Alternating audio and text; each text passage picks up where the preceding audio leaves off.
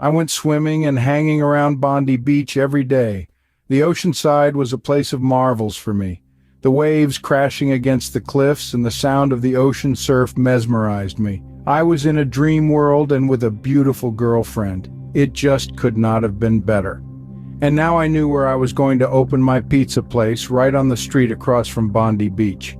I had befriended a Marine who was on R&R on the same flight from Vietnam, and I told him that I was advised in a letter by my Australian girlfriend that getting a motel room on Bondi Beach was a great place to spend a 6-day R&R. He also acquired a room at one of the motels up from the beach. One day we were swimming too close apparently to some cliffs at the end of the beach.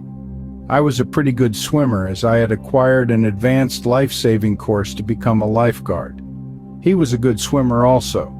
While we were swimming, an undertow grabbed us and dragged us underwater and washed us into a strong offshore current. I was tumbling around and knew I was moving fast. It was all I could do to hold my breath.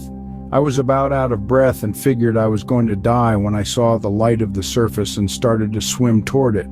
I broke to the surface and gained my breath and saw that I was a couple of 100 yards offshore and to the left about 100 yards of where I originally had been. I looked for my buddy and saw that he popped up fairly close to me. We were both still alive and we realized that we had a long, tough swim to get back to a shore area that would not pound us to death against the cliffs.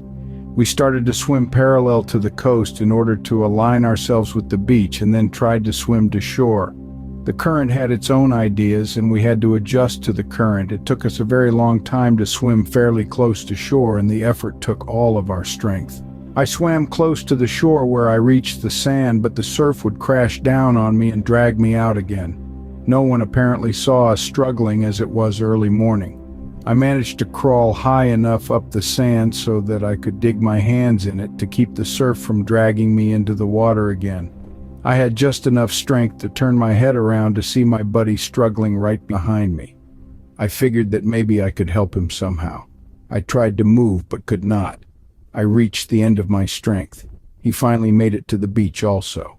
We laid there on the beach for a long time, inching forward so that the surf could not drag us in the water again. We just had enough strength to talk to one another in between gasps for air, but that was it. Both of us came extremely close to drowning on R&R yet.